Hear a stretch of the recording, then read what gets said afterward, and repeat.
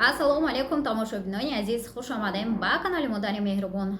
Тамошобинони азиз, имрӯзанги навор дар бораи чӣ хел карта барои мо дар кор, аз куҷо карта мегирем ва тарзи пайваст кардани карта, банковски карта дар программаи Pinduoduo. Хоб, якум навбат масъала духтаро, ай куҷо карта гирем, чӣ хел карта дар кор? Картаи Российской Федерация кор мекунад ё не? Картаи Российской Федерация ҳозир ҳамин банкҳои Россияда санксия бастаги, ай ҳамин сабаб мо наметавонем ки программаи Pinduoduo картаи худмона пайваст кунем. Поэтому мо да ай Тоҷикистон карта дар кор мешавад. Картаи ма ай банки Алиф, модарам номшонда гирифтагиам ва ё дар Тоҷикистон ҳастанд. Шумо низ метавонед ки ранги ма, номи падар, номи модар, номи апа, бародар, мисол хешои наздиктон да боваринок, одами боваринок бошад, метавонед ки муроҷиат кунед, рафта номшонда карта гиранд ва шумо онлайн приложенияша дар телефонтон регистратсия мекунед, установид мекунед ва истифода бурдан мегиред. Духтаро, ягон кори қинӣ надорад. Ана он касоне ки пурсиданд чӣ хел бо дигар банкҳо ҳам мешавад ки вай кунем, пайваст кунем дар ҳамин программаи Pinduoduo.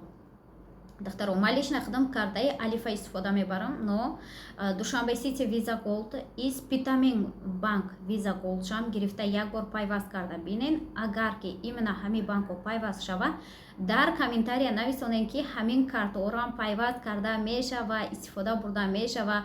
Беҳад миннатдор мешудам, чунки ман танҳо картаи Алиф катии кор кардаистам ва дигар духтаракое ки ай Тоҷикистон бор харид мекунанд ва ё низ ҳамин картаи Алиф банка истифода бурдаистанд. Хоб, дар як тарафи экран духтаро, именно Алиф банка карташ чӣ хел ай, ман суратша мемонам. Он касоне ки мисол падар модарошон уже солошон калонай намедонанд фаҳмода, мераванд танҳо ҳамин сурати картара нишон метиҳанд ва мегӯянд ки барои ман ҳамин хел картаи Visa Gold дар кор. Хоб, бисёре бад гап задам. Так, переходим к делу. Ман шуморо гуфтам ки картаи Россия намешава ва картаи Тоҷикистон обязательно Visa Gold дар кор. Visa Gold, любой банк. Анака духтарако, пеш аз картара закрепит кардан дар программаи Pinduoduo, шумо якум навбат ҳамин навора бо лайкотон ва комментариётон дастгирӣ кунед духтарако, потому что ин навор бесплатный. Мегӯянд ки бесплатный сирф только в мышеловке. Модам ҳамин хелай. Ман барои шумо ҳамин хел маълумот додам. Шумо барои ман низ дастгирӣ кунед ки канали ман пеш рава. Дар ин канал асосан барои занакоҳай, но он касоне ки мехоҳед ки ёд гиред тарзи закрепит кардани картатона, открытый версияда ина ютубда истодай. Ҳатман пеш аз навора тамошо кардан лайкотон кати зер кунен, беҳад хурсанд мешам. Так, мерем анака тарзи закрепит кардани карта. Баъд фаромӯш накунед, обязательно навора то охира тамошо кунед, потому что бисёриҳо ҳозир ҳамин хел проблема баромадаистай ки карташон заблокировать шудаистанд. Дар охири навор ман шуморо мегӯям ки чӣ хел фаҳмем ки карта заблокировать шуд ва я чӣ хел кушодан дар кор. Обязательно тамошо кунед. Медарем программаи Pinduoduo и картара пайваст мекунем. Ман картаи худма открепит кардам. Хоб, дар инаиҷа мана профилмон ҳастай, ҳамона зер мекунем. Ана баъд мана ин сердечка ҳаст. Хоб, ана ҳамин сердечкаро зер мекунем. Анака мана ин сеюм клеткара зер мекунем бо. Дар инаиҷа виза нависондагиай, ҳамина зер мекунем.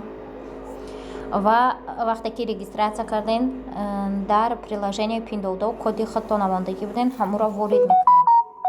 Ман ворид кардам ва дар инҷа вай мебарояд 16 рақамае ки мана ҳаминҷа ворид мекунем.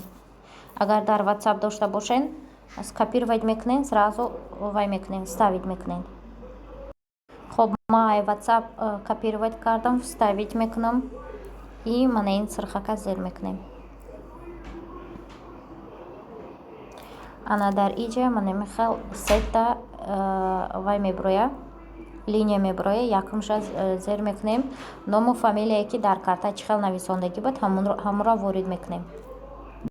ма копировать кардам ва вставид мекунам. Ҳами картатон чӣ хеле ки нависондагӣ именно ҳами хел кунен ҳарфош ҳамаша анаки мана ин диюм линияшда неҷаре дидестен картатонан то срок годности ки нависондагие ку рушда ана ҳамро ворид мекунем. Так ана иҷа мебароя мана ира бинен айма то 32 ай годаш вайш срокаш баъд 7 ана хел мекунем. Мана инҷа 37 кнопка дора, зер мекунем.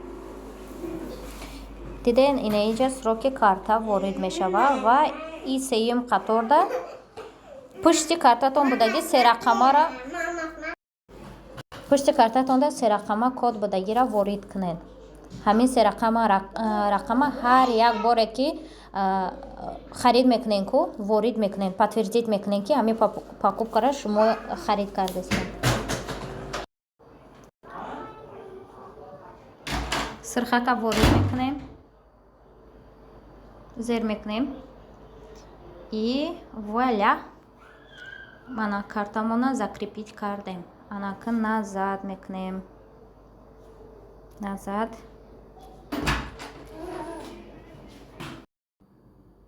хуб дӯстони азиз,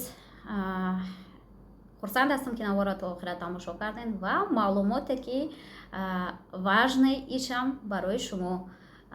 чӣ хел фаҳмем ки картаи мо заблокировать шидагиай. дар ин тарафи экран духтар омад ҳатто суратша барои шумо мемонам ки шумо фаҳмем ки картатон заблокировать шидагиан ва барои ва ҳамин картаро чӣ хел мекушоем. так ина иҷа дидестем ки карта инами хел мебурора пастаяна ва алҳамдулилла ва инами вақте ки идентификатсия мега шумо ворид зер мекунен, код равон мекунем мега код шумода намеояд, код приложение или программаи пиндодода намеояд. вай код номер телефоне ки дар Тоҷикистон хештабортон гирифтагиай ана ҳамонода код рафтан мегирад, потому что шумо 3 бор инаи пушти картатона кодаш ҳастай. ма шумошон видеои гузашта ма шуморо наварда нишон додагӣ будам ки вақте ки пула перевод карданин пушти картаи ҳами алифтонда 3 рақама код дора. именно ҳами 3 рақама кода ворид мекунед ва шумо метавонед ки хариди худтона подтвердид кунед. ана ҳамун 3 рақам код кати шумо агар 3 бор хато кунед вай заблокировать мешавад ва ҳар як боре ки шумо зер мекунед ки шумода код биёяд вай код танҳо соҳиби ҳами картада меояд, банковский картада меояд. барои ҳамон обязательно ба назар гирен вақте ки кодтона ворид мекунен, вақти харид карданда обязательно якта ба якта ҳарфоша проверка кунем, потому что як хел вақт саросима мешем ё ки зер када мемонем карта заблокировать мешава. баъд ана ҳамо одаме ки номаш да картара гирифтагиай паспорт. хуб агар ки дар шумо нест ҳамин хел идентификатсия гуфта нишонтия роҳи кушодани картатон. одаме ки дар номаш картара гирифтагиай паспорти худшона гирифта ба банки Алиф банк мераванд или он банке ки шумо дорен именно ҳамо банк да рафта соҳиби карта паспортшон кати банк мераванд, муроҷиат мекунанд, мегӯянд ки картам заблокировать шидагиай, ҳамура кушодан дар курай, ин карта дар дасти худ май.